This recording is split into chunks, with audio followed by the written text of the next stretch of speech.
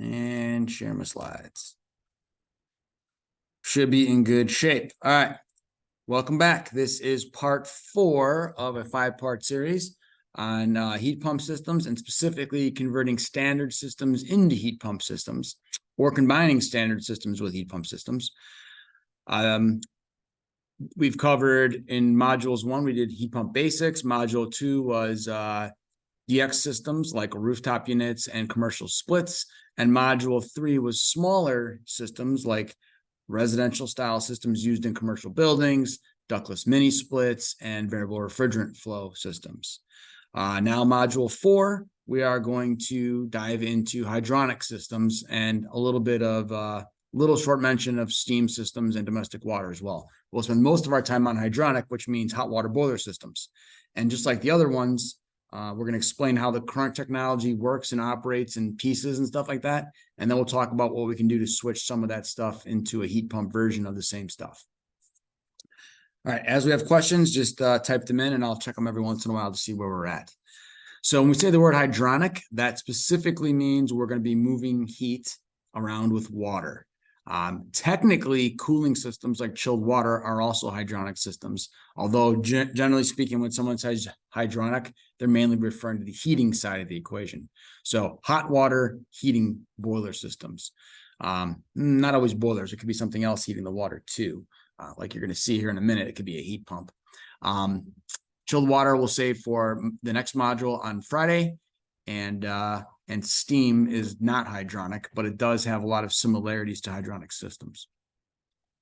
So we have to have some basic components in order for us to have a hydronic system.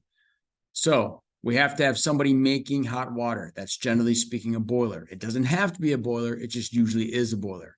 But it could be a boiler. It could be a heat pump. It could be a solar thermal panel. It could be waste heat off of some kind of process. Somebody making me hot water. Historically, it makes 180-degree water. Not always, but historically, that's what it makes. I have to have somebody using the hot water, some kind of terminal devices. In this case, there's a radiator here. It could be baseboard heaters. It could be a coil and an air handler. It could be a heat exchanger, all kinds of different things it can be. But in our example today, it's a bunch of radiators. So boiler makes a hot 180-degree water, sends it out to the radiators. Those radiators send heat into the space, and they return a cooler 160-degree water to the boiler, and the boiler heats it back up again. Historically, the boiler takes 160 in and sends 180 out. Not always, but that's typical. We have to have a expansion system. We'll go through the details on that, on what pieces are included in that. And then we have to have a circulating pump to move the water around the loop. And then obviously the piping, the distribution system to move water from point A to point B and then back to point A again. Typical load terminals. I mentioned radiator, very common. We've had these for hundreds of years, starting with steam boilers and now also used for hot water. It's called the radiator because its job is to radiate heat. The names of the things in the hydronic world are pretty much whatever they do. The name of the device is what its job is. So a radiator's job is to radiate heat. On these drawings, the radiant heat is shown by these little squiggly lines. And then the thicker white lines are convective heat. So heat moving through air, and radiant heat is heat moving through radiation. So if you think of like the sun is sending radiant heat down to our planet, and that heat is cutting straight through the air, and it's barely even heating the air, and it's heating the mass, the solid objects it lands on. So a radiator doesn't really heat the air in a building. I mean, it does to a degree, but no pun intended. But generally speaking, it's heating the objects that it's shining on. So it's heating me directly, or it's heating the chair or whatever, right? So a radiator is mostly radiant heat, a little bit of convective heat. Convective heat means that the air stuck between these pieces of the radiator gets warmed up. And when it's warm, it becomes more buoyant and it rises up, right? And as that rises up and moves away, new air comes in to take its place, right? Then we have convectors. And guess what a convector does? It convects. It mostly convects. It has a little bit of radiance because the coil that's in here inadvertently heats up the metal cabinet, and the metal cabinet radiates heat to the space. But most of the heat is moved through convection, which means air, hot air rising, right? We have all kinds of different types of convectors. And then if we stick the convector down by the floor and put it on the wall where the baseboard would normally be, baseboard is like this little white trim back there, if you can see that, then we call it a baseboard heater, right? Still a convector, but it's on the baseboard. And there's like tons of different flavors of all these kinds of things. They don't always look the same. Sometimes they look weird. I should have grabbed it, but there's a drawing from one of Dan Holohan's books where he's got like this porcelain dog that has hot water piping run through it, and that's the radiator in a room. It could be just about anything, including the whole entire floor of a building. Right, so we can embed PEX tubing into the floor and then pour light concrete over that, and now the entire surface of the floor becomes a radiator. We do this residentially because people like to walk around barefoot. We also do it in commercial buildings on places where it's challenging to heat the air. So let's say you have an airplane hangar, right? Huge space with a ginormous leaky door. Every time the door opens, all the heat of your building will get sucked out if you tried to heat the air. So instead, you run hot water through the floor and heat the concrete. Now, when you open the door, hot air doesn't leave. The radiant floor is heating the people, objects, airplane, tools directly instead of heating the air. You can have radiant floors. You can have radiant panels in the ceiling. You can have even radiant PEX tubing embedded into the acoustical ceiling tile. It's kind of an oddball one. You won't see that very often, but it's a thing. So any type of surface area can basically be turned into a radiator if you heat that surface. Then we have the option of heating air directly. So the way we normally do that is we run the hot water through a coil, which is a heat exchanger, and then we run air through the other side of the coil and blow it across the hot metal. So the hot water warms up the hot metal, air blows across the hot metal and heats up. These also come in many shapes, styles, and flavors. I can have a hot water coil and a big, large commercial air handler. I can have little tiny ones. Like this case, we call it a fan coil. Once again, the naming's not creative. It has a fan and it has a coil, hence it's called a fan coil. And you'll see this in condos or hotels. It sits, here's the entrance door to your hotel. It sits right above the ceiling. There's a little return grill here. It runs through this fan coil and discharge air comes out the top, right? You have air handlers you stick in closets in buildings. We have what we call unit heaters that we stick in parking garages and loading docks and stuff like that, where it's basically a fan with a prop fan blowing into a coil. All kinds of different versions of these guys. All right, so once we decide how we're going to distribute the heat in the space, and on existing buildings, which is what you guys are mostly concerned with, it's already going to be decided. There's already going to be a bunch of radiators, or there's already going to be a bunch of air handlers, or whatever they got. Some of the components that are involved, there's an expansion system. When you heat water, or you heat almost anything, you heat it up, it expands, right? Well, if I have a fixed volume, like I do on a hydronic system, I got a fixed size pipe, and I got a fixed heat exchanger in my boiler, and a fixed size heat exchanger in my terminal unit. I heat the water up, it has to expand somewhere. If I don't give it somewhere to expand, it'll bust the pipe. I have a relief valve on my boiler. And if it gets above a certain amount of pressure in the pipe, typically 30 pounds, the relief valve opens and dumps water onto the mechanical room floor. So if I build up pressure in the system because I heated the water, the relief valve will blow and dump water on the floor. That's obviously not a good thing. So instead of letting the pipe bust, or instead of letting the relief valve blow all the time, I put in an expansion system. An expansion system is basically a container that has both air and water in it. And the air can be easily compressed when the water expands. Water can't be compressed, at least not easily. Nobody has a water compressor at home in their garage. Every one of us probably has an air compressor in our garage to fill up bike tires and that kind of stuff. So we have water and air in the same container. And when the water expands, because it's been heated up in the system, it pushes into the air cushion and smushes the air cushion down. Historically, the air and water would have touched each other in a giant tank. Modern systems, we separate them. So on the right here, I'm showing us what we'd have in a smaller system. So this is like light commercial, apartment buildings, even residential will have these diaphragm style tanks. We can also have a bladder style tank when the system gets bigger. But in this case, I got water moving through my piping system. I have this diaphragm here shown in purple that separates the water from the air cushion. And this tank is pre-charged. It's pumped up to a certain pressure, pre-charged. As the water heats up, it expands. This diaphragm starts out at the top over here. And as it expands, it pushes the diaphragm further and further and further down. And then when the water cools, the diaphragm goes back up. This is better than having the water and air touch each other, because when water and air touch each other, that tends to rust out the steel.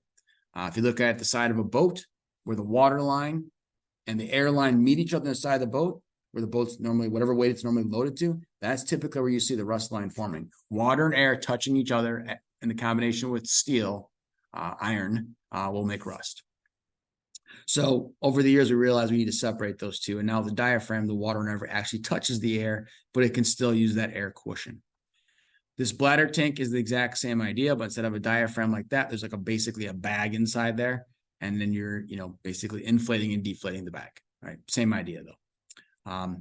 These are pre-charged with a certain amount of pressure. For normal systems, 2-3 story buildings, I'm typically operating at like 15 psi of pressure. It's not very much pressure. Oops, sorry about that. It's not very much pressure. There is a little Schrader valve on the bottom, right? And it's got like a Schrader valve is like what you have on your car or your bike tire, right? So over time, something could happen and this diaphragm could rupture. And if that happens, the whole thing will fill with water, which means I have nowhere to compress the air. And the air will basically end up leaving through the air separator later on. So I'll have a whole thing full of water, which means I have nowhere to expand to. The symptom of that is that the relief valve blows every time the boiler fires. And you think that maybe this diaphragm is broke. What some guys will do is they'll push that little Schrader valve in and see if air comes out. Don't do that. First problem is it's 180-degree water on your finger. Not smart.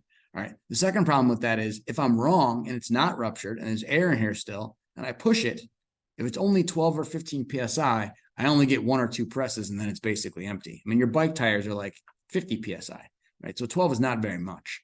So you don't get a lot of presses. So normally what we do is we tap the side of the tank with like a screwdriver or something, and we listen for a sound difference. Up here where there's water, it'll sound one way. Down here when I tap the metal where it's air, it'll sound a different way. Well, if the whole thing's full of water, the sound will be the same all the way through. So I tap it with a metal screwdriver, and I can hear that sound. If it's the same all the way through, it's probably ruptured. I need to replace it. But you have to have an expansion system. You got to have somewhere for this water to expand into on any hydronic system. Boiler, chiller, solar thermal panel, anything where you're going to heat or cool water, you got to have a place for it to expand. All right, the circulator. I call it circulator because my coworker Bill has trained me over 20 plus years to stop calling it a pump. Because a pump actually would do work. It would lift water from point A to point B. So like your sump pump at home, you got a pump down in the pit. It lifts the water out of the pit up 6 feet, dumps it out the side of your house. That is a pump. A cooling tower is a pump.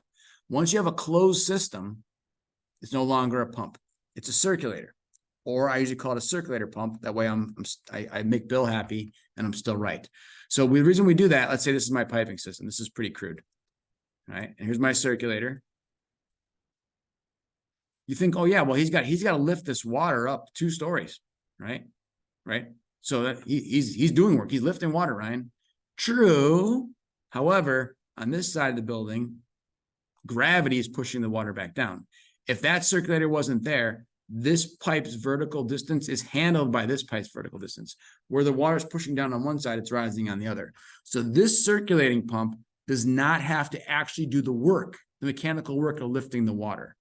Somewhere I'm lifting, somewhere else I'm pushing down. So all the circulating pump has to do is overcome the friction of the inside of the pump or inside the pipe.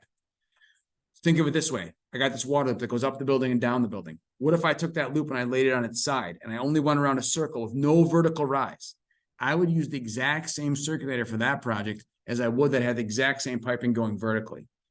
Vertical piping up and down only matters if the piping is connected to the atmosphere. In this case, it's not. It's a closed system. So it's technically called a circulator.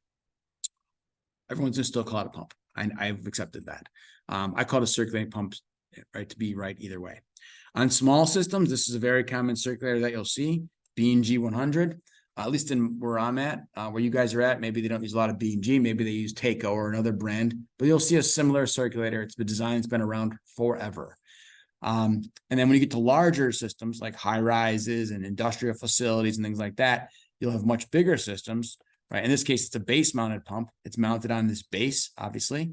And then that base sits on an inertia pad in the mechanical room. Whereas this guy here is just hanging in the space. He's supported by his weight is supported by the piping system. We don't use a lot of these anymore. I mean, you can still get them. They exist. But nowadays, we're usually replacing them with these much smaller circulators for multiple reasons. One, there's no coupling, which is one less thing to break. The motor is water cooled instead of being air cooled. So any waste heat off the motor goes into the water instead of going into the air of the room. And it's smaller, lighter, quieter, more efficient, right? All those things going for it. These 3 up here in particular, are ones that happen to be variable speed. They're not always variable speed. Sometimes they're single speed or 3-speed, but these ones happen to be variable speed. When we get to larger industrial stuff, we're still using the same kind of pump technology, but we are putting VFDs on there to make them into variable speed. All right, we also have to have the ability to have elimination of air. So there's going to be air in my water system. The air comes from the city. You fill your system up with city water. There's inherently air entrained into that water. Now that air is inside my system. I want to get rid of the air. There's multiple reasons to get rid of the air. One, air moving through piping can be noisy. I don't want noisy. People don't like noisy, especially if it's a condo building. If it's an industrial facility, maybe they don't care. But a lot of spaces, we don't want noisy. We don't want noisy pipes in a library, living spaces, anything like that. So I want to get rid of the air for that reason. Two, the air is going to eat up the inside of the piping system. I don't want that either. That's not good. And three, air does not hold as much BTUs as water, as much energy, as much heat energy. So it's not a good heat transfer medium. So I want to get all the water out. So we do that with a device called an air eliminator or air separator, right? Once again, the name of the thing pretty much tells you what it's going to do. It's going to eliminate air. An air separator separates air and then eliminates it. Same thing, right? Old school ones, this is one you'll find in a lot of older systems. It's called an air scoop. I don't think I put a picture in it, did I? Maybe I did. No, I didn't put the air scoop in there. I should have. There's a little wedge in there. It looks like a scoop. That's why it's called an air scoop. And what happens is as the water goes through the piping system, as you might imagine, on the top of the piping system is where the air bubbles tend to accumulate, right? Water's flying through there. Air is more buoyant than water. Air rises to the top. So what happens is the water goes through a bulge in the pipe. Let's just say this is a 1-inch pipe connection. Well, all of a sudden we go through the air scoop and it's 2 inches instead of 1 inch. When you go through a larger dimension, the water is going to slow down, right? The velocity is a function of the surface area, right? So my GPM is the same no matter what volume entering in there, but my velocity is going to slow down when my cross-sectional area changes. So you're going through a pipe gets bigger, water slows down, pipe gets smaller, water speeds up. Kind of like if you hold your thumb on the end of a garden hose, you hold your thumb on there, you've decreased the area in which the water can come out, so the water comes out at a higher velocity, right? Same kind of idea here. So pipe gets bigger, so the velocity slows down, which is good because it's going to be easier to get these air bubbles out when they slow down, right? And then that scoop kind of guides the air bubbles up to the top. And when enough of them get to the top, they will move up into this float mechanism, this venting mechanism that's attached here, and they'll push the float and they'll be able to vent themselves out of the system. Those things work okay. We have a better technology now that we do. All the manufacturers have something better than this. So this is old school, obsolete. It's probably there in your building. But when you upgrade your building, say you're going to change your boiler out, you got to drain the water out of your system to change the boiler out. When you do that, that's your opportunity to fix all the other things. Put a better air separator in, put a more efficient circulating pump in. Make those changes when you make the boiler because the system's already down, offline, and piping's drained. It's your chance to fix a bunch of stuff. So put in a new circulating pump, put in a better air separator, put in a more modern air expansion system, right? All those things at one time. The newer, more modern air separators work similarly. Water's coming into the piping system. The air bubbles are going to start grouping themselves on the top. We go through a bigger section of piping, so the velocity of the water slows down. And then the difference is inside here, instead of a little scoop guiding them up, instead, what is usually in there is a bunch of surface area of metal. So in this case, I don't know if you guys can see that very well. It looks like a metal pipe brush in here. Right? It's kind of what it is, like a bottle brush stuck down in there. All these little fins sticking off of it. Someone figured out that air has an affinity to metal. So if you boil a pot of water on the stove, right, and you start raising the heat, and right before you get to the point of full-on roaring bubbling, you'll start seeing bubbles accumulate on the sides and the bottom of the metal pan, right? Air, for some reason, when you have it at high temperature, likes to cling on to metal. Someone figured that out and said, hey, I got really hot water, 180 degrees. I got to put more metal in there. I'll collect more bubbles. So we stick the metal pipe brush down inside this mechanism. It collects all these bubbles. And then when enough bubbles touch each other, they become one big bubble, and the bubble becomes buoyant enough to pull itself off of the fin and rise up to the top. And once it rises up to the top, when you accumulate enough bubbles in here, there'll be enough of them to push the float down, and then the air can vent out. That's what's happening in these air separators. This one uses this is a Honeywell one. They got like a bottle brush style inside. Some of the other ones will have like a metal cage, but the same kind of general idea. The bubbles cling onto the metal, then eventually the bubbles rise up and they fill this cavity up here until there's enough of them. They push the float down and then they can vent open, which pushing the float down pulls the little vent open and the air can vent out. You hear a little tss as the air leaks out of them. All right. This is showing the best place to put everything. Let's see, we got a question that came in. Paul says, do you recommend reusing the expansion tank or replacing the expansion tank when replacing the system? Generally speaking, replacing. For the reasons I just said a minute ago, you probably typed the question before I said anything. I would like to replace as many of the accessory widgets when I replace the boiler, because they're going to fail at some point, right? And if I just replace them all from the get-go, I'm better off. If I'm the guy replacing the boiler and I only replace the boiler and I leave all the other stuff, and then 3 months from now, your circulator breaks or your expansion tank leaks, who are you coming back to? You're coming back to me and saying, dude, the system's not working. I'm cold, right? And I'll go back, oh, yeah, it's your old crappy expansion tank. I'm like, oh, why didn't you fix that? Right? It's easier to do it all at once, these ancillary things. You're not going to change all the piping out for the whole building. You're not going to remove the radiators. Those things are really longevity items. But the things that fail, mechanical things that have moving components to them, right? Expansion tanks got the moving diaphragm. Circulators obviously have a moving impeller on them. The air vent has a venting mechanism, and the new ones vent better, right? Those 3 things I'm probably going to change out when I change the boiler, if I'm smart. All right, where should these things be located relative to each other? This is my boiler here. This is my supply leaving water going this way out to the building, goes and heats my whole building up, and it comes back on the return water.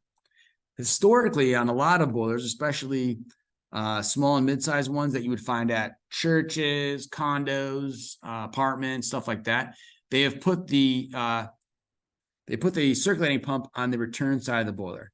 The reason they have done that is not because it's the best place to put it for an operational standpoint. It's the best place to put it for packaging reasons. So that return pipe would be right here instead of over here, and there would be a circulator on here. By the way, I'm drawing this sort of triangle and a circle because that's how we draw circulators on schematics. Right, and here's my return water coming in. The manufacturer would have put that on there. They would have gave you the circulator. They'd have pre-piped it in for you, and they would have shipped you this boiler in a crate. Right, and it's ready to go. It's nice. It's convenient. There's already a circulator. It's already got the electrical connections from the circulator over to the boiler control panel. Life is good. Ideally, it'd be on the supply side, and I'll explain why in a second. But for shipping reasons, they didn't do that. Because I put the circulator up here on a big and long extension pipe, it'd probably get broken off in shipping, damaged in a warehouse, broken off on a forklift, whatever it was. So they put it on the side and created around it more easily. But it's really not the best place to put it. The best place to put the circulator is after the expansion system. And the best place to put the expansion system is on the bottom of the air separator. And the best place to put the air separator is on the hotter water. And the hotter water is on the supply side. So these 4 guys all end up over here, or 3 guys, I should say, because it's the hot water. So I got 180-degree water here historically on the supply pipe. I only got 160 on the return. It's easier to remove the bubbles out of the hotter water than it is out of the cooler water. Those bubbles cling onto the metal better, just like boiling water clings the bubbles on the side of your pan. So I want the air separator on the hottest water, which means it goes on the supply side. The expansion tank has a nipple connection that ties right into the bottom of the air separator, and you need to have the circulator pumping away from the expansion tank. The circulator's job in life, his only job in life, is to take low pressure and turn it into a higher pressure. That's what he does. He takes whatever you have here, 15 PSI, and he increases it to 25 PSI. That's what he does. The only thing he can do is boost the pressure up. Well, this expansion tank, that diaphragm is sitting in there, and I have pre-charged it at the manufacturer with a certain pressure, say 15 PSI. That is always 15 PSI. If the pressure in my piping system gets higher than 15 PSI, it just pushes this down or raises it up if it's less. This guy's job, this diaphragm's job, is to maintain 15 PSI in the water piping system. No matter what, that's what he does. He maintains pressure. That's it. He's a cushion. If it's more than 15 PSI, he absorbs it. If it's less, he pushes back up. So if his job is to always have 15 PSI right here, and this dude's job is to increase the pressure, let's say from 15 to 25, that's great. He bumps it up to 25. Then with that higher pressure, we can go around the whole building loop. The friction of the pipe inside of the pipe increases the pressure drop across the pipe, and my 25 becomes 24, becomes 20, becomes 18, comes back in, 15 PSI. The piping surface area inside utilizes some of my pressure, just like it does on ductwork, just like it does on a road, right? You drive down the road, the friction between your tires and the car slow your vehicle down. The water going through inside the pipe, the friction between the water and the pipe slows the water down, right? Uses up some of its pressure energy.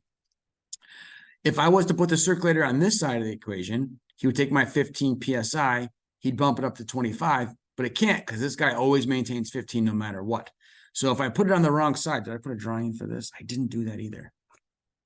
What I did is I took an 8-hour hydronics class and I trimmed a bunch of stuff out to get it done in 45 minutes. So I don't have everything that I probably would want on here. But let's say I have my expansion tank over here. This is my art skills, man. And I put my circulator on the inlet side. This guy's job in life is still to make a 10 differential of PSI. I'm saying 10 for my particular example. It's not always 10. This guy's job is to always maintain 15. Once again, that's for my example. It's not always 15. Well, if he always has to maintain 15 and he always has to increase it by 10, the only way for him to do that is for him to make it go like this. He'll take 5 to 15, and then it's 15. Then I only have 15 PSI to make my way around the building instead of 25 to make my way around the building. And that's going to be significantly more challenging for my system. It'll require me to use more pumping energy. And it won't work as well. It'll be hard to remove the bubbles from the air. So I want the circulator away from the expansion tank, pump away from the expansion tank. So all of these widgets end up being in these spaces because of that. Once again, air separator on the supply side because it's easier to separate the bubbles when the water is hot. The expansion tank hangs off the bottom of the air separator, and then I pump away from the expansion system. If all this stuff is on your return side, it'll still work. It just won't work as well. You're not going to change it all. It is what it is. Whatever you got, you got. But when you go to change the boiler out or boilers in a boiler plant situation, that's your time to fix everything. Take everything in the mechanical room out because it's all old anyway, 30 years old or whatever, and get all new stuff and pipe it in the right spot. Put the new boiler in, get a high efficiency one, right? Get a new air separator, a new expansion tank, a new circulator, and put them all in these positions. The other widget is the makeup water, the fill valve. So at some point in time, we're assuming you're going to lose some water. Right, there's going to be small leaks here and there, right? Or I might blow down a strainer to clear it out, so I'll lose a little bit of water. So you have these makeup systems to make up that water. And those are connected typically to the city water supply, although it could go to a feeder tank or something like that. But generally the city water supply, and this valve, his job is to also maintain 15 PSI or whatever PSI you set it for. And if you lose water, the pressure goes down, the valve opens and brings some city water in. The city water has the air bubbles in it. So the first thing I want the city water to hit is the air separator. I don't want to bring the city water in over here. That doesn't help me any. I don't want it to then go around the whole building and then these air bubbles get trapped in different spots and stuff. No, I want to get the air out right away. So I bring the city water in and the first thing I want it to do is hit the air separator. And then it can go out to the system. Sometimes instead of connecting it there, we'll connect it right here because this might be a 2-inch line and that might be a 3/4 inch line. And that's a cheaper T than that is. So I'll put it over here instead of over there. Right? Same idea though. Still goes into the air separator first. Any questions on any of that? All right. In terms of sizing equipment, if you've ever been at any of my other webinars or classes, I probably took an opportunity to complain about oversizing. I don't think I did it in the first 3 modules of this class. I don't know how, but I don't think I did. Everything's oversized. Every system, every boiler, every chiller, every furnace, every AC, they're all oversized. Everybody oversizes it because everyone's deathly afraid they won't have enough heating or cooling for a building. So they put in like double what's really needed. And they're using rules of thumb from 1968, and it's horrible. That's my quickie version of that. So things are oversized. They're oversized by a lot. Average HVAC system is oversized by 60% in the US, which is pretty bad. Oversizing has all kinds of problems associated with it. In the case of the boiler, if I oversize it, I could have issues where I trip the high limit off, which is not ideal. It causes short cycling of the boiler, which is more wear and tear, and it's lower efficiency operation, right? A larger boiler costs more than a smaller boiler. So if I can buy a smaller one to replace my boiler, why would I not buy a smaller one? Why do you want to pay more? Like you don't need an F350 truck if you're just going to be tooling around town. Why can't you get an F150 and do the exact same thing, right? Or even a smaller truck, right? Or even not a truck. I say that and I drive a truck, but Although I drive a hybrid little mini baby truck, so it's kind of weird. In any case, there's all kinds of reasons why you don't want to be oversized. So we want to get things sized correctly. We used to tell people to downsize their boiler. We don't do that anymore. Now we call it right sizing because downsizing freaks people out. Right. So all those reasons I said are the reasons why you want to get the correct size on there. When it comes to using a heat pump to heat water instead of a boiler, the sizing thing is going to come into play as well. You may look at some boiler plant at some school and be like, dude, they have a 2 million BTU boiler. There's no way I can get a heat pump to do all that. That's ridiculous. Yeah, well, let's just check the sizing on it because it may not be a 2 million BTU load. It may be 400,000 BTUs. And that's not even an exaggeration. That's pretty common. Especially where I live, schools are required to have a backup boiler. So you might have a 1 million BTU load. You put 2 1 million BTU boilers in, right? You don't need that heat, but you have to have a backup because that's our school code where I live. But you may have put in that much. But you do a real load calc, it might be much smaller. So you can do a heat load calc. This is for all systems, heating, cooling, boiler, non-boiler. You can do a heat loss calculation. For commercial buildings, we'd use an ASHRAE calculation. So HAP software, trace software, something like that. To figure out how much heat this building is losing. And then we got to put a system in that recovers or that replaces that amount of heat that the building lost. You could also, and that's the proper way to do it, energy code requires you to do that. What most people do, and you can do this, is you go look at the tag of the old boiler and just put another exact same boiler in. Oh, you got a 1 million BTU boiler? Fine. We'll quote you another 1 million BTU boiler, right? Maybe it's oversized. I mean, it definitely is, but you're not taking that into account, right? If the old one heated the building, the new one will probably heat the building, right? That's the idea there. So it's the worst way you could possibly do it. What we do in a lot of cases is, I should probably mention this first. So if I'm going to do it the worst way, which you shouldn't do, but you should know how the tags work. Look at a tag on a boiler or a furnace or any kind of gas appliance. It'll tell you the input BTUs, how much gas it's going to consume, and then it'll tell you the output BTUs. So in this case, it's an easy math example. It's a 100,000 BTU boiler, and it's 80% efficient, so it puts out 80,000 BTUs. If I got a 100,000 BTU boiler that's 95% efficient, it would put out 95,000 BTUs.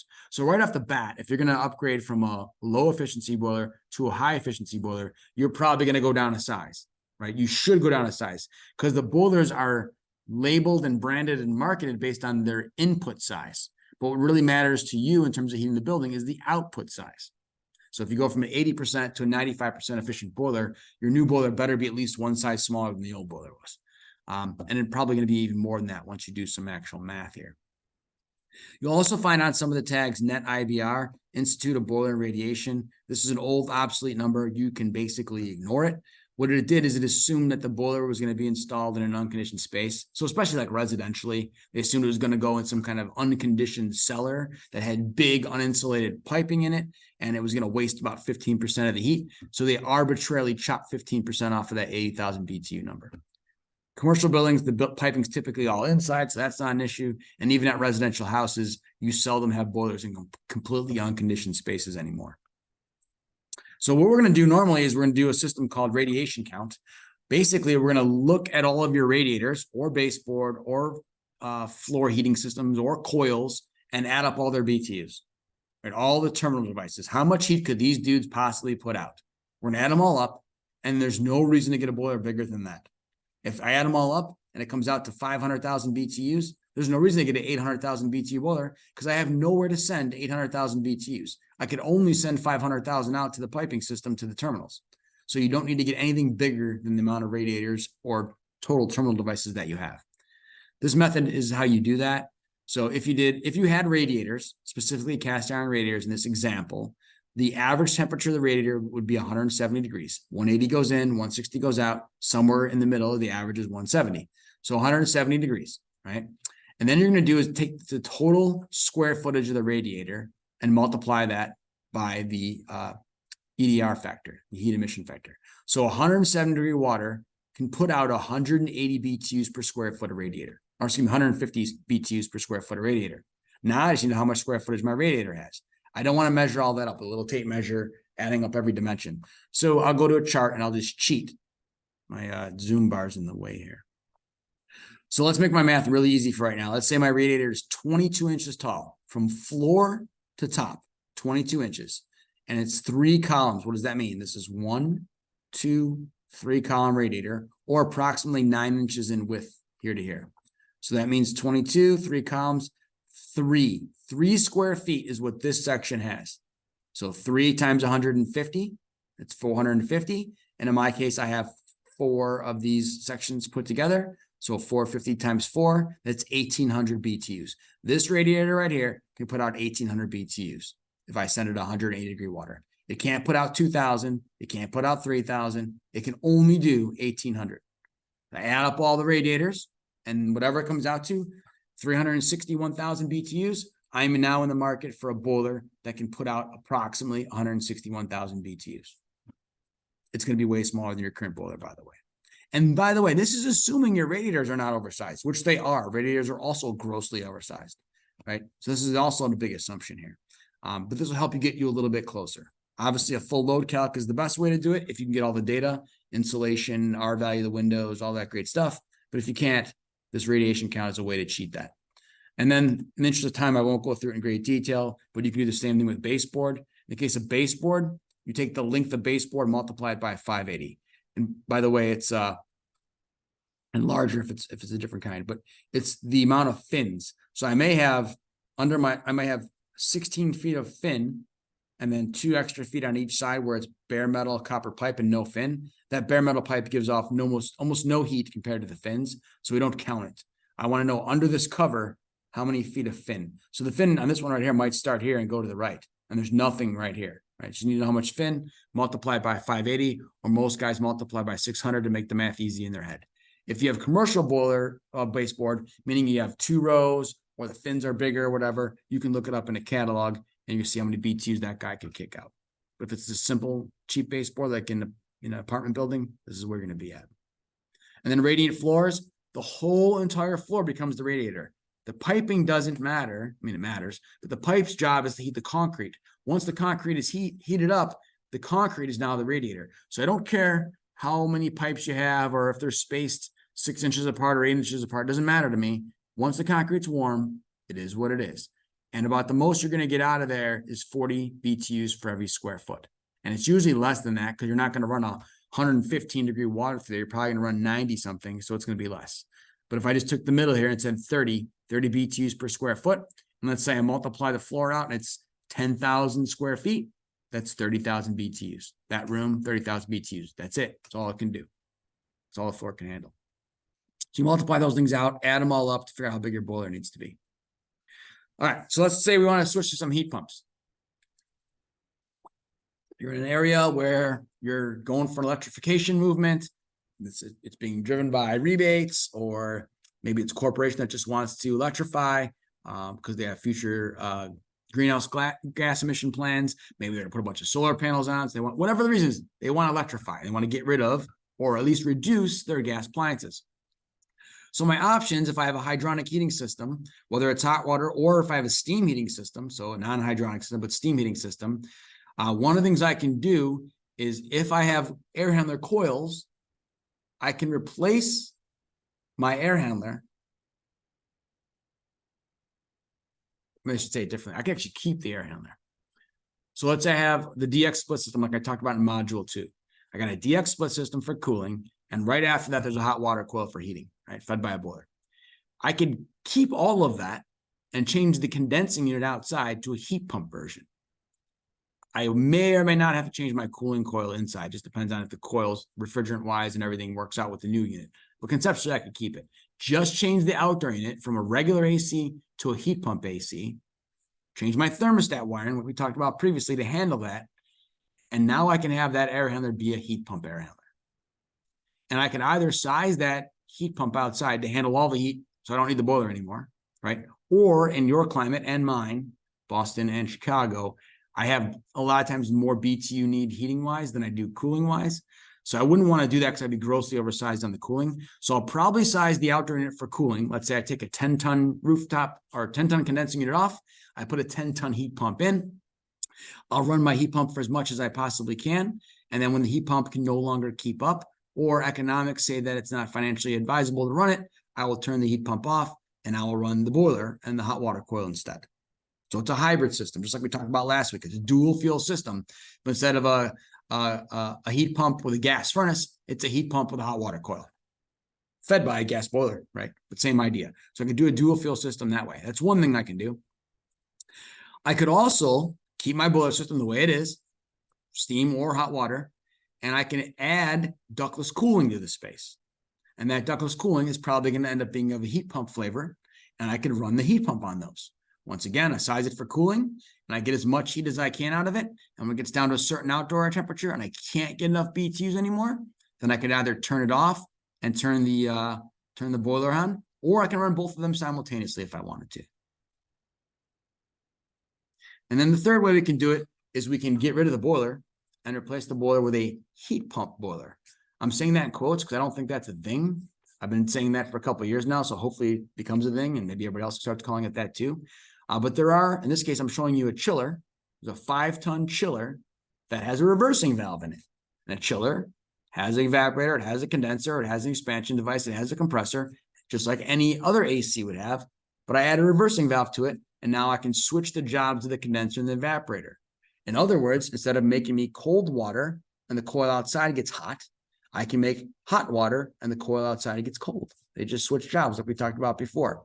And now it's a chiller that's running a heat cycle, which I like to call a heat pump boiler.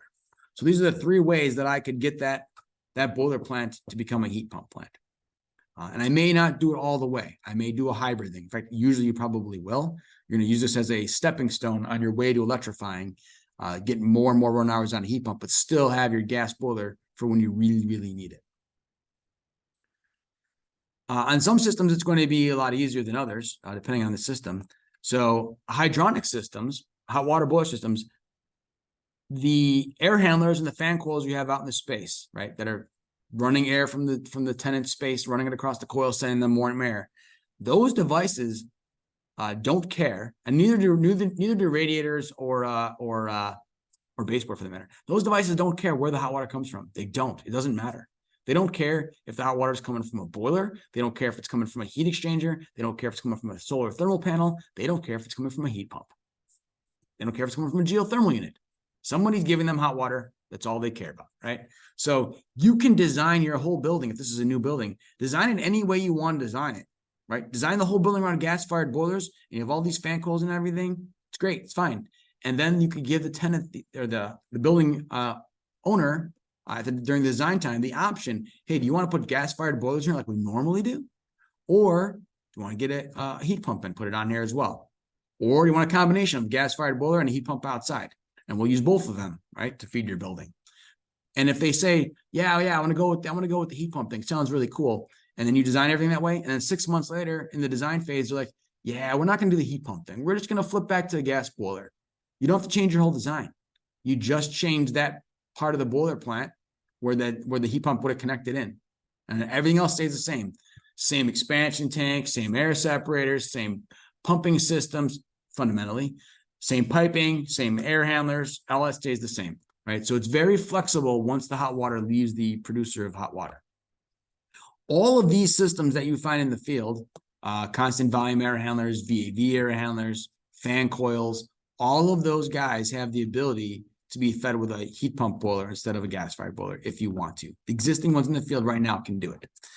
Now, with that being said, some devices are easier than others. And by that, I mean, it's hard to make 180-degree water with a heat pump. You can do it with a gas-fired boiler. That's not a problem at all. And a lot of buildings are designed with the terminal devices, assuming they're going to receive 180-degree water for the boiler. But if you put a heat pump boiler in and it can only make 140, those guys aren't going to ever get 180. Is that going to be okay for your project? It may or may not be. It just depends on how the coils and radiators and things were sized, right? But we might be able to do it. Actually, in a lot of jobs, we can do it because the radiators are probably oversized. All right, so some different ways that might look.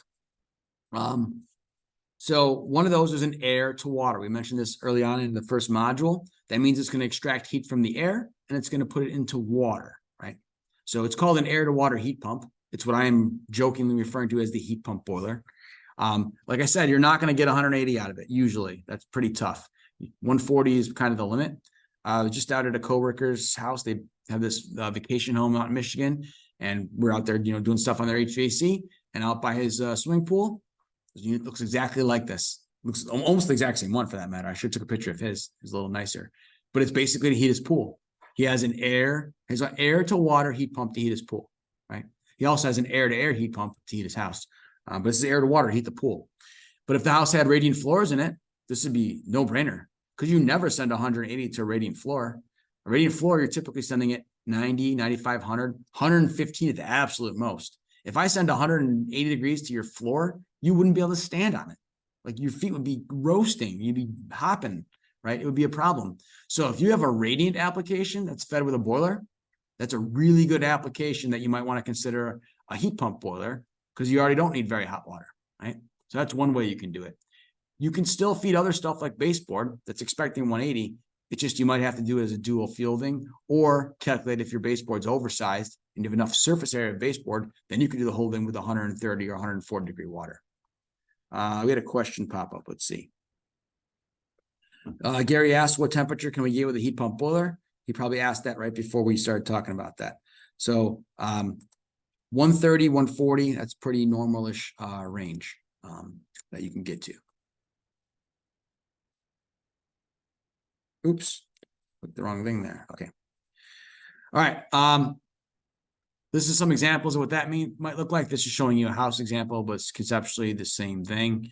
There are different ways that this could be done.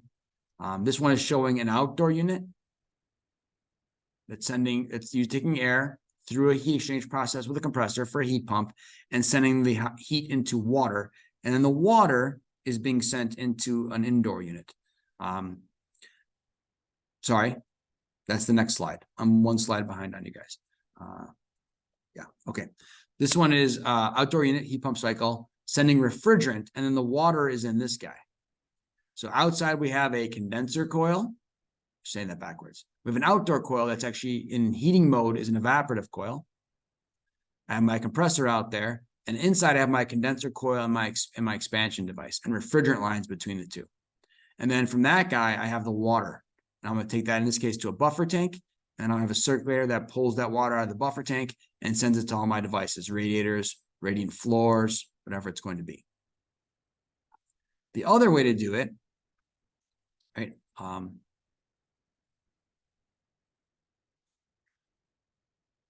The other way to do it is to have water going.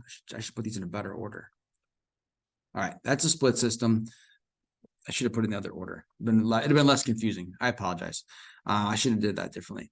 This one here, this guy's got the same refrigeration cycle, except for the condenser and evaporator are both here. So he's transferring the energy to the water outdoors, whereas he had his condenser coil over here. So he's transferring the energy from refrigerant to water indoors.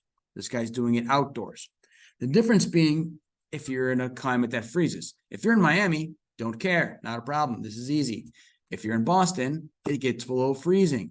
If it gets below freezing and I have water outside, the water could freeze. So this solves that problem by having the split system. The other way you could do it would be to put glycol in the system. We do this a lot on systems now. If we want to run a chiller in the wintertime, which happens in commercial buildings, we put glycol in the chiller. If we want to run a snow melt system off of a gas-fired boiler, water's going outside, we put glycol in the piping system. Anytime piping goes outside in a cold climate, you put glycol in it. How much glycol depends on how cold it gets where you're at. But in this case, let's just say we put in 30% glycol. So 30% glycol, now this water can't freeze. This guy is taking heat from the air, transferring it into the water with a heat pump cycle, and sending the hot water into all of my terminal units on the inside. The problem with glycol is that glycol has another cost associated with it, and it's not very good at heat transfer compared to water.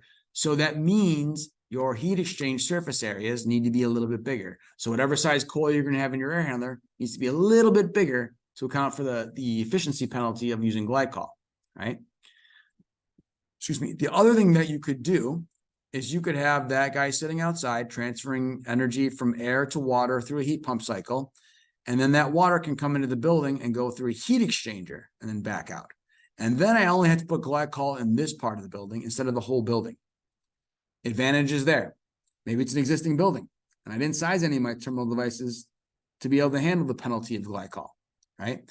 And maybe it's a big building and I have to buy a lot of glycol. I don't want to pay for all that glycol. I can have regular fresh water running through the building and my normal heat exchangers there and keep all the glycol on the other side of this heat exchanger. Now, I do have an efficiency penalty by going through the heat exchanger, and I do have to put circulators on both sides because this water is separate from that water. And I got to put expansion tanks and air separators on both sides. So I got to buy some extra widgets here, but that might be a lot cheaper than the glycol, depending on how big this building happens to be. Right? So 3 ways you can do it. You can have a split system where the evaporator is inside. You can have a package system where the evaporator is outside and then glycol the whole system, or have a package system with the evaporator outside and glycol just a loop that goes to a heat exchanger separate from the building. If there's any questions on those, type them in. Some of the manufacturers are calling this a monoblock as opposed to a split system like we had over here. I don't really know where the heck that name came from. It's a weird name, but a lot of them do it. You saw one did it there, one did it over here. But it looks exactly like a heat pump that you've seen before. The difference is it's got a refrigerant to water heat exchanger on one side of the equation. All right, from an efficiency standpoint, let me move this zoom thing out of the way again. No matter what slide I'm on, the zoom thing happens to be in the wrong spot for me. So on the bottom here, I have outdoor air temperature. In this case, it goes from -13 to 59 degrees, if you can't see that. And on the vertical side is my efficiency in terms of COP, coefficient of performance. So the bottom line is COP of 1. Basically, what would happen if I had an electric boiler, like an electric resistance boiler, right? And then these 3 curves are example leaving water temperatures. This is 113, or excuse me, this is 131, this is 113, and then blue is 95-degree water temperature. The cooler the water temperature that I choose to make, the more efficient that this is going to be. It's probably not a surprise to anyone. Lower water temperatures, even for gas-fired boilers, end up being more efficient systems. So if I make 130-degree water, I can be this efficient. If I make lower temperature water, I can be more efficient. So if I'm designing this system with a heat pump in mind, I should try to design my heat exchangers, i.e. my baseboard or my coils and my air handlers, to be dealing with 95, 100, 115-degree water instead of dealing with 130, 140, or 180-degree water. Lower water temperature means I have bigger indoor heat exchangers on the water side, but it means I have the option of using ultra-efficient condensing boilers or heat pump boilers, as this case is. We're not clicking through here. How are we doing on time? We're doing okay, I think. This is a similar chart, same thing, -13 to 59 degrees, but instead of efficiency, coefficient of performance, it is showing my capacity in BTUs of a certain model of heat pump that I grabbed off of a random catalog. This was the manufacturer's model number, right?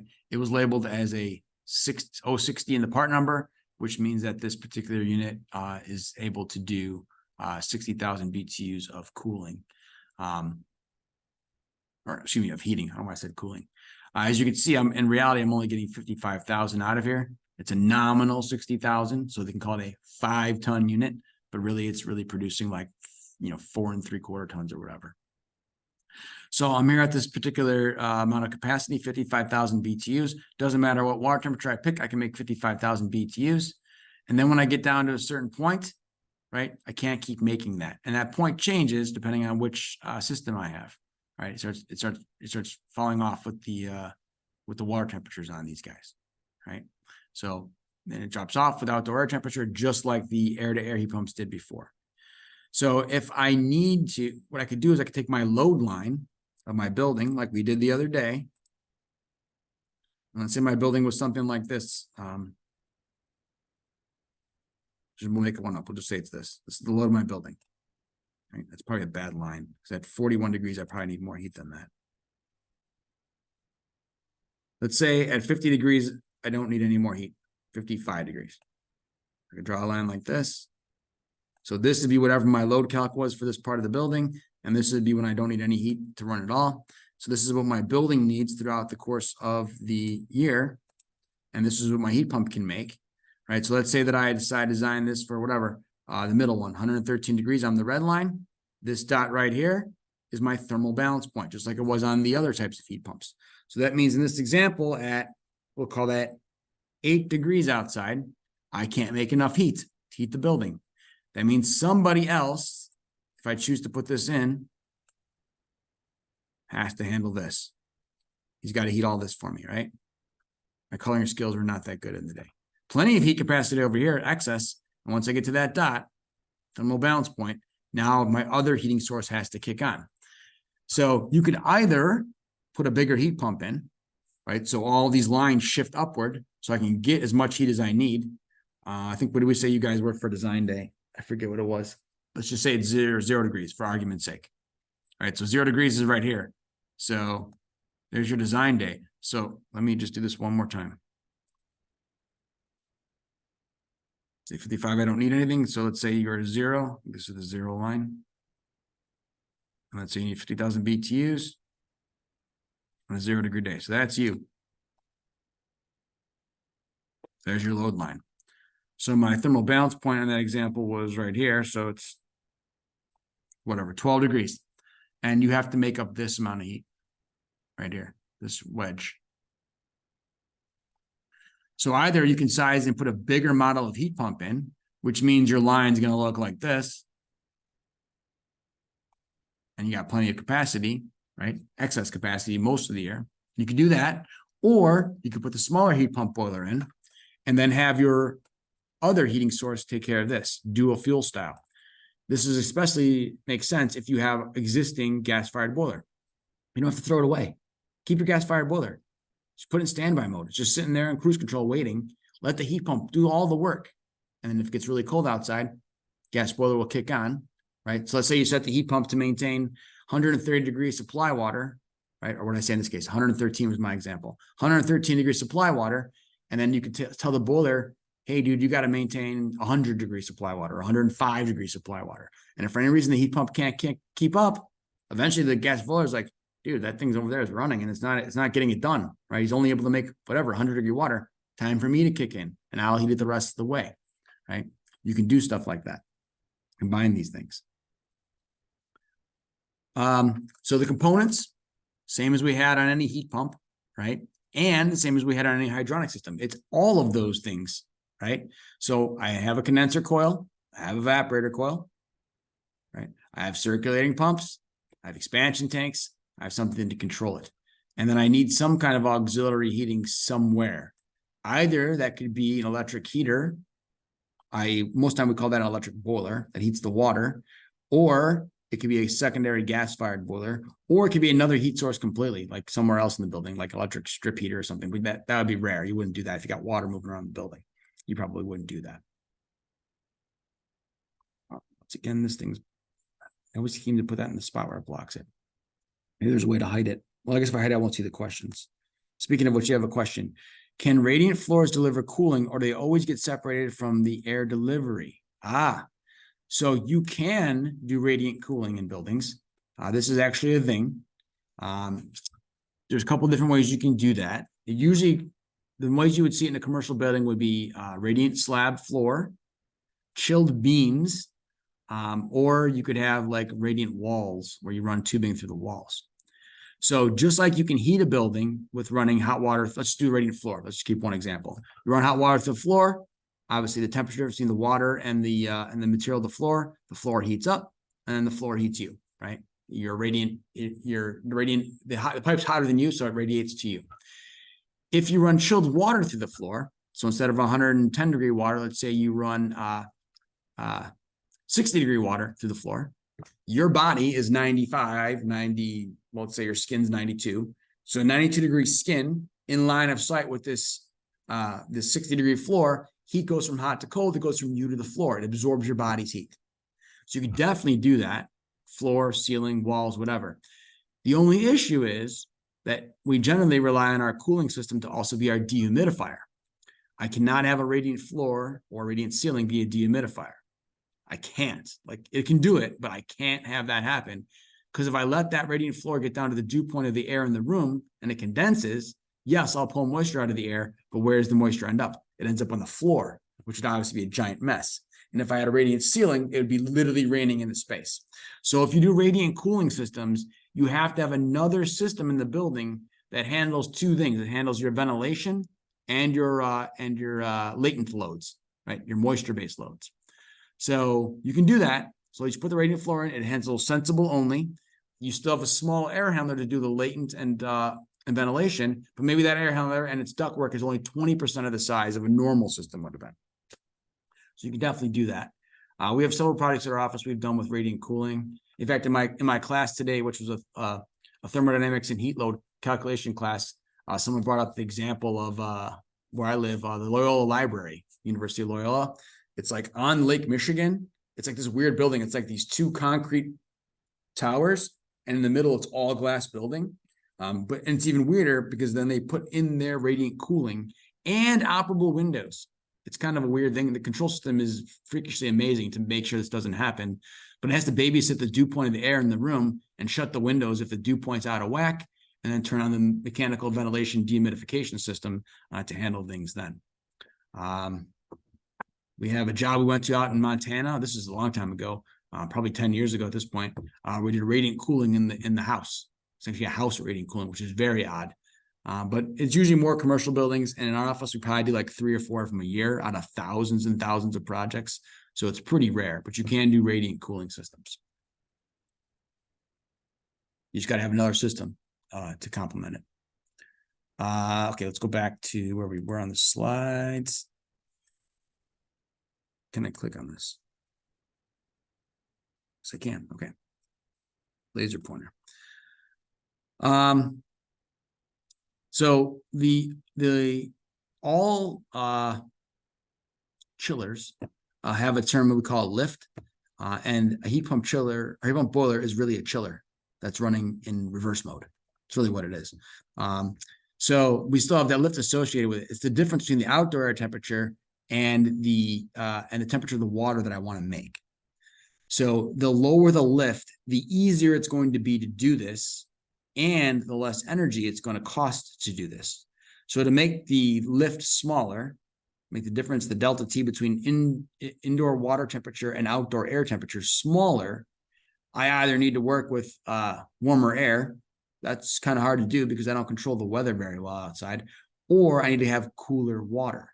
So if I don't design for 180 degree water, and I don't design for 140, I design for 110, the lift is smaller, the energy efficiency is better, the COP is better, as you saw before. So the closer the water temperature gets to the outdoor temperature, the better off this gets.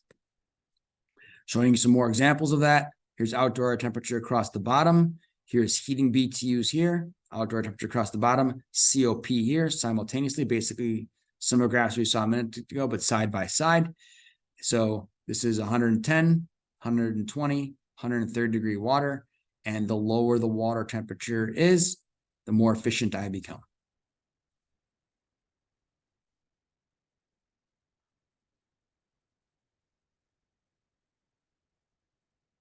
I don't need those ones for right now. Why did I have those on there? I don't remember why I put those on there. Oh, these are just actual examples. Just so you have them. So when I send you guys stuff, you'll have this kind of stuff. But showing you different calculation examples of different heat pumps, in this case specifically related to Boston. So you have a few of those in there if you want them. And this one was New York, not the same. Syracuse temperatures aren't that different than Boston, but obviously the snowfall is very different. But there's just another example to have for you there. All right, another thing that's going to make this more feasible for us is what's called outdoor air reset, outdoor air temperature reset. This is on a lot of boilers now. Condensing boilers kind of come with its standard, so hopefully you're utilizing it on your condensing boiler applications. It's not standard on non-condensing inefficient boilers, but you could add it. So what this does, it takes advantage of the fact that when it's mild outside, you don't need the water to be as hot. It's probably a no-brainer, right?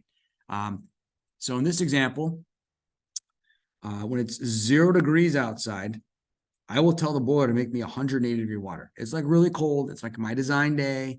Make the full water temperature for me. But when it's only 60 out, I barely need any heat at all, if at all. So you can make 120 and I'm going to be fine with that. I'm cool with that. And anywhere in between, right? If it's 30 out, make me 150 degree water. So we put this thing on a sliding scale, and on our controller, we tell it, we wire an outside air sensor, obviously, and we tell it this dot, we tell it that dot, right? And then it figures out everything in between there. It just does a linear relationship between them. And if it's 10 degrees outside, make me 171 degree water, whatever that comes out to be, right? So we do that all the time, especially on condensing boilers, because condensing boilers are significantly more efficient when they operate with cooler return water coming back into them. I want the water on the boiler coming back in to be as cool as possible, because that's going to cause as much condensation as possible. And the condensation is when I get the latent energy release, and hence all that energy savings. So I want cool return water on a condensing boiler. And one way to make that happen is to make the supply water of the boiler lower, and hence the return water is lower. And maybe my building can't handle that, right? If I can operate my building all the time with 130-degree water, do it. It's fine. If you can't, and you really need 180 on a certain day of the year, you put it on an outside air reset schedule, and you operate it at 180 when you have to. What this would allow me to do is, if I do this, obviously it's more efficient for my condensing boiler, but it allows me to put a bunch of run hours on my heat pump as well. I think last week we looked at run hours versus outdoor air temperature. But if I can put all of these hours on a heat pump boiler, I guess I could have drawn that better. All these hours on a heat pump boiler, well, I did not want to do that. And then my gas boiler can help me out over here. If you can get a system that operates with an even cooler water temperature, like a radiant floor, in this case, I'm telling it, hey, on a 0-degree day, make me 110-degree water. And on a 60-degree, make me 85, because a floor doesn't need to be heated as much, but I do need more surface area of floor, right? And versus a radiator. Now I can pretty much run heat pump all the time. If you got a radiant floor, you can totally go heat pump and probably not even need a gas auxiliary source, or really only when it's really, really, really cold out, depending on how you size the heat pump. Once again, this stupid Zoom thing is in the way. All right. So low temperature heat emitters, i.e. radiant floor, do a really good job with air source heat pumps. So the ones that are circled over here are ones that are really good, the best candidates for air source heat pumps. So floor slab radiant heating, any type of radiant heating for that matter, putting radiant tubing in the walls, tubing in the ceilings, panels, any of those guys where I can keep under 120, 125, 130, I'm going to be in prime heat pump area. It's much harder when I have traditional old school systems like cast iron radiators and baseboard. In those cases, I can still use a heat pump, but it's going to be most useful on these days. And on these days, I'm probably going to have to still go ahead and run my old gas-fired boiler system. All right? Unless these guys were like ginormously oversized, then they can tolerate lower water temperature. Make sense? Ask me some questions as things are coming up. We still got like 20 minutes. You see how I'm doing on, what the heck? Discard slide notes. Okay, we're in good shape, I think.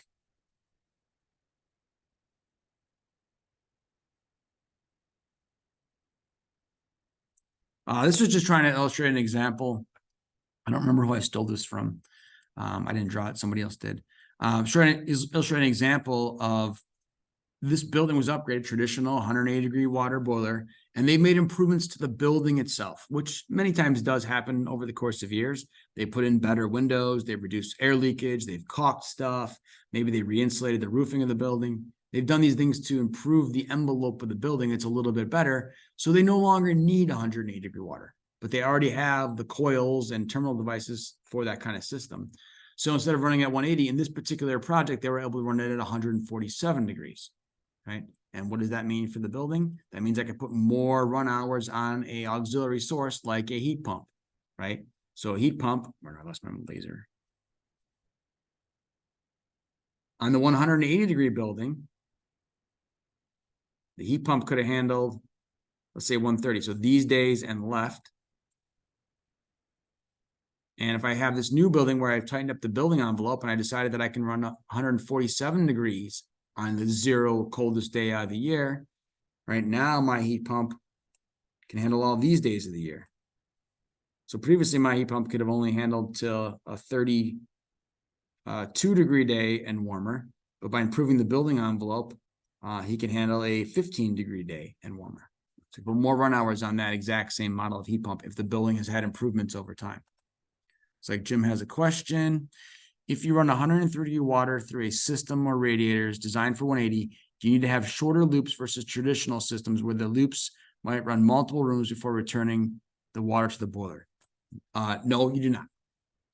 Your piping layout would not need to change in this case because you're running 130 degrees on a system designed for 180. You've either improved the building so it's no longer needs 180, Or you've recognized that it was always oversized. You never needed 180, right? Or you're going to run it at 130 on these heat pump days. And then when it's really cold outside, go ahead and kick the gas boiler on anyway. That might have to get you up to 180. So one of those three scenarios. So you're not going to need the full water temperature. I think what you're referring to, Jim, is like a series loop where the output of one radiator becomes the input of the next radiator. So a 180 goes in, 178 comes out of that radiator and goes into the next radiator. So the next radiator was sized for 178 in, 175 out, and so on down the line, right? So the last radiator was always getting a lower temperature on that case. But if you're going to do this, you're going to be running it at a lower temperature only some portion of the year. And you still, when it's really cold out, you'll need to run 180. Gary says, where do we pipe the backup gas-fired boiler? Does the heat pump hydronic flow through the gas boiler, then set the boiler for, say, 110? All right, we're going to answer that one in a minute. I got some piping diagrams that'll help us with that. So let's continue on. Okay. That was similar examples. Okay. This one we got fan coils on the example on the left over here. And we got radiators over on the right. Just trying to illustrate to you some of the examples. If you were going to design the building specifically for this scenario, depending on the water temperature you selected, supply water temperature of the radiator, all three of these radiators put the same amount of heat out. Small radiator with hot water gives me X amount of BTUs, but a big giant radiator with a lower hot water gives me X amount of BTUs. The fact that things historically have been grossly oversized over the years works in your favor. They've always been oversized, right? Radiators were oversized from the get-go. Everybody's conservative. Plus, they were assuming you're going to have the windows cracked for ventilation reasons, right? Plague and all that stuff on these old buildings. So you have these oversized radiators. And over the course of the past 80 years, the building's probably been improved thermally speaking. So your radiator is probably going to be oversized, right? If I have an oversized radiator, I have this radiator, but I'm operating it with these temperatures because that's what I've always done, right? So the valve ends up shutting off all the time, right? Satisfy, shut off, satisfy, shut off. If I was just to simply lower the water temperature down, but keep my existing big radiator, the valve would be open longer, right? But I can do it with a lower water temperature. And then in terms of air handlers, the amount of rows of coil I have is going to start coming into play. I have 180-degree water coming in. As it goes through the coil, it goes back at 160 or whatever, right? And I'm taking that heat through this guy. I might need more coil to get the job done. But once again, chances are the old one was oversized because they almost always are. So if you have an oversized coil, you have a 4-row coil on a building that really only needed this 2-row coil, but they put in the 4-row because it's just put it in, get the extra capacity. Let's just have in case we need it, right? But since then, you don't really need it, and the building's been improved. You really only need a 2-row coil, or you keep the 4-row coil and you run a cooler water temperature to it. You only send it 130 or whatever. All right, in terms of piping some of these things up, which I think was the question that someone had just asked Gary. So there's numerous ways we can do this, and it's actually kind of funny because these drawings are all the ones that I've used for condensing boilers for the past 20 years, and I just typed the word heat pump on top of them because it's actually the same thing. So what we've done a lot in my office is we help contractors and engineers design a building or retrofit a building and upgrade from their old boiler plant to a high efficiency condensing boiler plant. This is a common thing that we do. Save gas, all this great stuff. But in many cases, the building gets the price of this project. And they're like, oh my gosh, they get a sticker shock. They're like, no, dude, we cannot afford $1.6 million to upgrade all this stuff. So they say no. Usually the reason the project started was because they had 2 boilers and one of them died. And they're limping along on one boiler and they know they got to do something. So we normally do in those cases say, hey, I get it. You got the sticker shock. You're freaked out. So instead, what we're going to do is why don't we just go ahead and just disable your old broken boiler, keep your boiler that's running and working, and replace the old one with a high efficiency condensing boiler. All right, we do that all the time. There's different ways to pipe that. Or what we do is we say, hey, you have 2 boilers that are operating, they're fine, but they're wasting a bunch of gas. These are not efficient things. We'd like to change them out to a whole brand new boiler plant. It's very efficient. And they get the sticker shock and they're like, no. We might come in and say then, hey, how about this? How about we keep your 2 old boilers? They're still working. They're okay. And we put in a new 3rd boiler in this example. And we have a little pony boiler that takes most of the load hours off of the other boilers at a more efficient operating point. So in this case, we had two boilers on here. Each is a 500,000 BTU boiler, so 1,000,000 BTUs. And we put in an extra boiler. In this case, it was a high efficiency boiler, and it was 250,000 BTUs. And what we do is we let that guy run and take most of the load off of these other guys. Can he heat the whole building? No. The whole building needed 1,000,000 BTUs, assuming it wasn't oversized. It probably was, right? But he can heat a lot of the hours of the year. And if those guys were oversized and I only needed 500,000, right, he can heat almost all of the year. But then when it's like 0 to 20 degrees out, these guys got to come kick on and help out. Call it the dinosaur boiler. And a lot of our condensing boilers have an emergency contact on them that shuts if they can't maintain temperature. And we literally have wired that emergency contact to the TT input of these other boilers. And that TT means thermostat input of these boilers. And those boilers kick on when this guy can't keep up. It's a very common thing that we do. In that case, we pipe it like this frequently because we want the condensing boiler to get the coldest return water, because that's when he'll operate the most efficiency. Coldest return water means more condensation. And then we take that water, and in this example, we're piping it by sending it back through the boilers.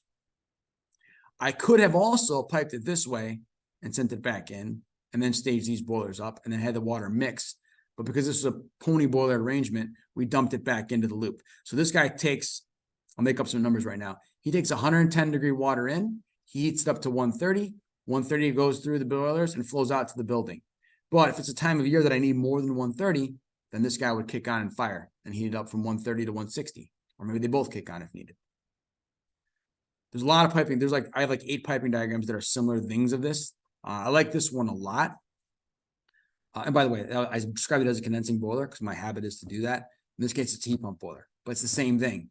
He needs first dibs on the cool return water because he's not going to make me 180. If I put him over here and these guys are already making 180, the heat pump would never kick on. He has to be upstream of the gas-fired boilers if I'm going to combine this into a hybrid plant, because he's going to operate with the lower water temperatures. So a condensing boiler or a heat pump boiler needs to be upstream of any traditional gas-fired boilers that are prepared to make 180-degree water, or electric boilers that are going to make 180-degree water. This could be all electric plant. This could be electric boiler, and you're adding a heat pump boiler in, right? Be doing that same scenario. This one works a similar way. In this case, I have 2 of them heat pump boilers, and I have 2 older gas-fired boilers that I kept. Return water comes in. Once again, first dibs goes to these dudes. Let them have a chance to make the hot water. And if they make hot enough water based on this temperature sensor, that water goes out to the building loop and does its thing. If they don't make hot enough water, this temperature sensor says, hey, these guys are supposed to be making 130. It must be really cold outside because they're only making 110. Not quite enough. That temperature sensor can go ahead and turn on one or both of these gas-fired boilers. And when they turn on, their circulator turns on.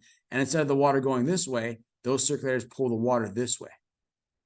So these guys heat it from whatever, 95 up to 110. And these guys heat it from 110 up to 150 or whatever I designed my system for. There's lots of different ways you can pipe this. All of the key to them is that the heat pump boiler needs to be on the inlet side of the gas-fired boilers, on the return side. In this scenario, one or the other of these 2 circulators has to run for me to shove my water through them. In this scenario, these circulators can turn off and these guys can do the whole thing. So this is a series, this is 3 primary loops and 1 secondary loop. This is my secondary loop for the building. And then I have 1, 2, 3, 4, technically 4 primary loops on here. Right. This one was 2 primary loops and 1 of them in series with either of those primary loops, and no secondary loop in the building at all. It's just different ways to do this. So we got some questions while we're on this slide.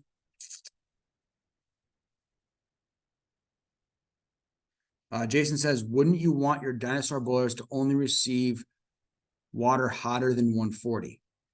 So in these examples, I would like these guys to, I would like all the work to go on to the heat pump in most cases, unless my thermal balance point or my economic balance point cuts me off. But I would like all the load to go on them, and they're going to get whatever they get. So could it be 140? Sure, it could be 140. If that heat pump on that day can make 140. But if he's trying to make 140 and it's so cold outside he can only make 120, then this boiler's going to get 120. Whatever he gets, he gets. He'd be able to handle the whole load. This guy can only get me so much. I don't know if that answers it or not, Jason.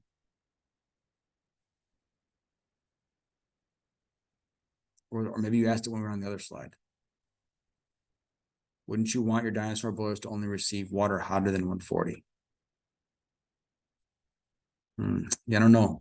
I could also unmute you, Jason. You can ask it too if I'm not doing a good job of translating the question.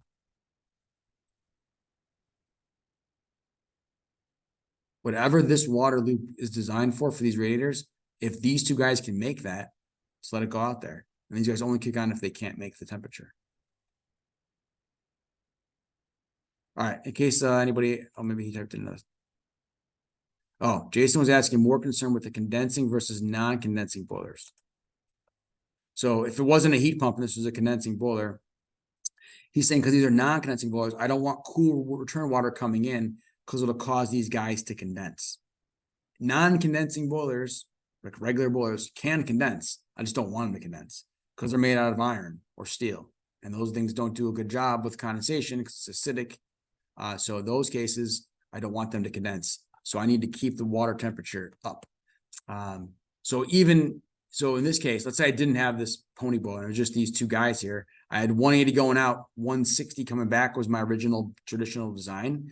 What I would do in those cases, if I wanted to put them on an outside air reset schedule, I wouldn't be able to use the whole schedule. I would only be able to do this part of the outside air reset schedule. Right? I would literally chop it off. So we put outside air reset schedules on boilers all the time. You just can't reset them all the way back. You got to keep it up, like 150 degrees would be my non-condensing boiler. Instead of going from 120 to 180, I go 150 to 180. Doesn't save as much energy, but I could do that. So the same thing would happen in these other piping scenarios. If I was going to feed him off of here, I'd have 180 going out, 160 in. If I decided to put it on an outside air reset schedule, which I definitely want to do with a heat pump boiler, what I would do in that case is maybe I'm running at 140, unless it's super cold out and I need my 180. In those cases, these guys will have to kick on. Right? But this guy's going to be doing the first amount of workload and hopefully getting me back up to that 140 I was supposed to have. Hopefully that gets us covered. See what else we got. Real quick, there are also heat pumps that do domestic water. This is not anything conceptually different than we just talked about. We're making hot water for heating a space. The difference with these guys, well, one, they are in a water heater shape that fits where an old water heater used to be. They have tanks on them that have water storage capacity, which you normally do on domestic water. You don't typically heat it instantaneously. And if you do, you need a very large gas burner on there or a large electric heater. You're probably not going to use with a heat pump. So all the heat pump water heaters are pretty much going to be tank style water heaters. And these look like regular water heaters, except for on the top of them, my slide not clicking, on the top of these guys, there's going to be a heat pump up in there. So up in here, this is all heat pump, and this is my traditional storage tank, if you will. So it's probably taller than your existing water heater. If someone has all electric for their water heating needs, it's kind of a no-brainer to go to a heat pump, just like it was in every other scenario where they have all electric. Heat pumps automatically no-brainer. If they have cheap fossil fuel available to them, then you start getting into debate on whether you want to do it or not and what your motivations are. But if they have electric heater, you should definitely be doing this, replacing it with a domestic heat pump hot water heater. I believe 55 gallons and up. Now the minimum DOE efficiency is high enough that electric heater can't be used and you have to put a heat pump in. But if it's under, I think it's 50 gallons, maybe it's 75. There's a cutoff point where if it's above that, you're going to end up with a heat pump water heater, whether you want it or not. But it has everything in there. Same thing. Compressor, expansion device, evaporator, and condenser. Some keys to this. It's going to suck air in. Most of these models are going to suck air in from whatever room they're in. Suck air in one side, discharge air out the outside. So they're air to water heat pumps. It says they're sucking hot air in. It's just whatever the room temperature is. So 70-degree air or whatever it is. It's going to extract the heat from that, and it's going to send the heat into the water. And the byproduct has to be cold air blowing out. So you have to be a little bit smart about where you mount these. These are indoor mounted things. All the other heat pumps we've talked about so far have been outdoor mounted things. If they're mounted outside, I don't care where the waste cooling goes. It's not my problem. Now it's indoor mounted. So if this is in say it's in a restaurant. Restaurants typically have water heaters, right?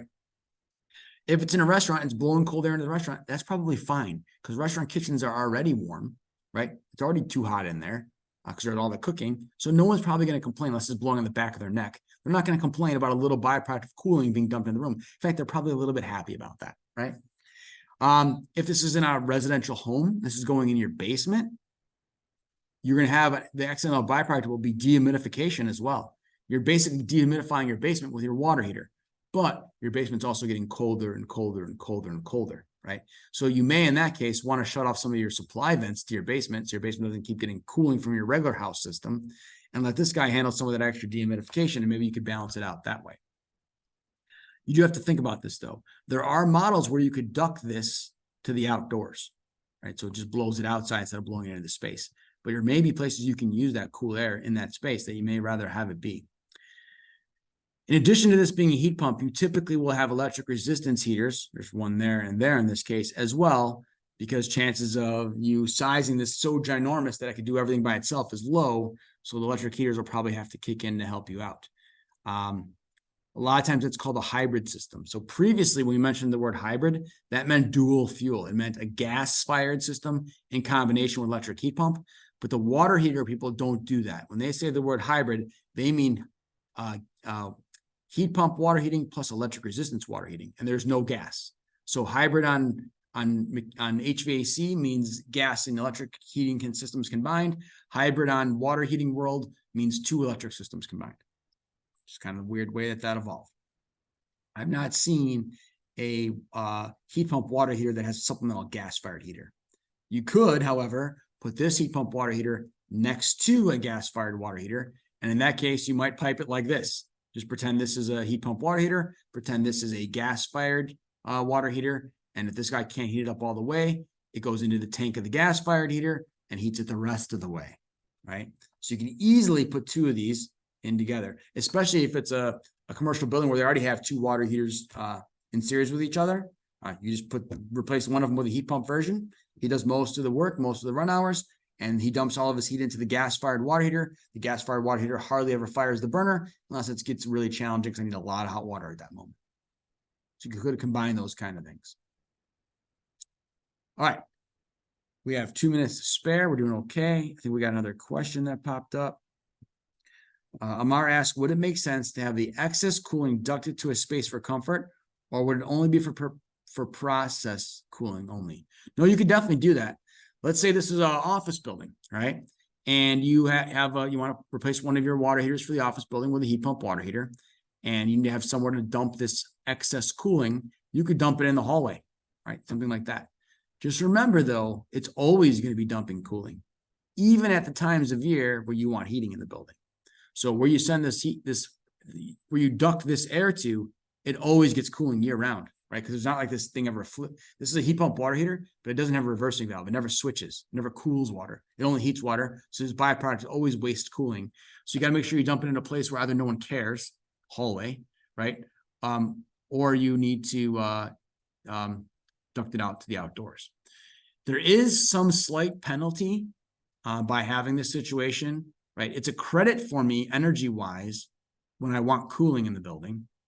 I get free cooling accidentally by taking the heat out of the air and putting it into this water.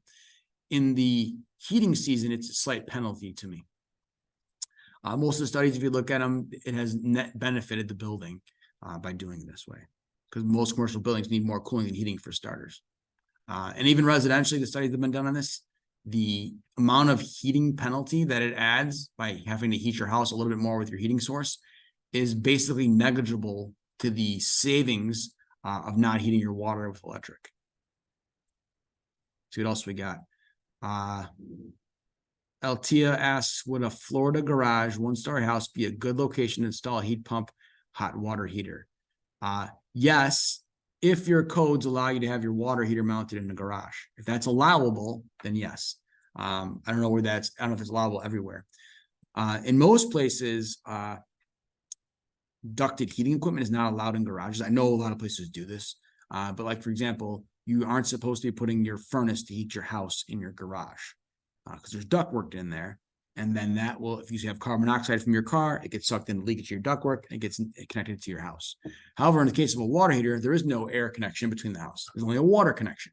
So my guess is most codes probably would allow this, but you'd have to check the plumbing code specifically to see if it's allowed to do this. Where I live in Illinois, and where most of you guys live in Massachusetts, you probably don't want to put it in your garage because your garage might get below freezing at some parts of the year. Plus, even if your garage doesn't get below freezing and your garage only gets down to 50 degrees, 50-degree entering air into this guy doesn't produce a lot of heat for your water. Whereas installing this inside your actual home, where your home is maintained at 65 or 70 degrees, there's usually plenty of heat to heat your domestic water. Anne asks, can you install a duct valve on the air source heat pump hot water heater to duct outside in winter instead of summer? Yes. We would call it a damper instead of a valve. For some reason, the terminology valve refers to water and liquid fluids, and then damper for air-based stuff. But yeah, you could have a short amount of ductwork on here that dumps it into your, let's say it's at your house, dumps it into your basement in the summertime when you'd like the free dehumidification benefit of that. And then you could have a little damper that you switch, kind of like, I don't know, does anybody have like a summer winter handle on the outside of their ductwork in their basement where they switch and send a little bit more air upstairs in the summertime and a little bit more air downstairs in the wintertime? Same kind of idea here. You could have that on the duct where you send the discharge air off of this into the basement in the summer for free dehumidification, and then you flip it and you send it to the outdoors, in the wintertime, or even to another space in the house, like upstairs or something where it's less noticeable than the basement might be. So yeah, you could do that, Ann. Oh, after Ann typed in valve, she changed to damper because she realized that. Okay. Okay. I think we got all the questions answered. We're 2 minutes over, which is not bad at all. The last module will be on Friday morning, 9:30 Eastern. And we'll go through chiller systems that have heat pump options. It sounds like, oh, it's the same thing as the boiler system, right? But it's going to be a little bit different on what we do on some of these large chiller plants. So right now we were talking mainly about like smaller buildings with the heat pump boiler, that you're going to use a boiler to complement or even replace the gas-fired boilers. Now on Friday, we're talking about much larger systems. So we're talking about stuff that's like a couple 100 tons of cooling and what I could do to also get heating out of that chiller. So we'll talk about that specifically. So we thank you guys for your time. Oh, wait, one more question. Clark types in, is there any effect of a heat pump placement for shading direct sun in the winter and shading no direct sun in the summer? I guess technically, yes. But the same thing for your air conditioner. If your air conditioner at your house is sitting in the sun, it is slightly less capable of operating as well as when it's sitting in the shade. Same thing happens here. The effect is super minor because the vast majority of the heat exchange of the coil outside is the air moving through it because of the outdoor fan. So the amount of heat it's getting by sun shining on the metal cabinet and the metal cabinet radiating to the coil is so fractionally small. It's basically almost it's immeasurable in the field and it's almost immeasurable in a lab setting. So it doesn't really matter at all. What does matter in this scenario is if you have an outdoor air temperature sensor that's part of the control sequence. Like in this case with the boilers, we were talking about having an outside air reset schedule based on outside air and then switching from the heat pump to the boiler or supplementing the heat pump with boiler, et cetera, et cetera. That outdoor air temperature sensor placement does matter. It needs to be in not direct sunlight because the sun will just cook that dude. And then I'll have false readings and all my math will be off. But as far as the heat pump or an air conditioner being installed in the sun or the shade, it doesn't really matter. If you were super anal, you would put your air conditioner in the shade and then you would have a tree shading it where the leaves fall off in the winter and the sun can then cut through and it would then give you some benefit of heat on the outdoor cabinet. But it's going to be like, 100 BTUs on something that's doing tens of thousands of BTUs. All right. So I will see you guys Friday, 9:30 Eastern. Thank you guys for your time.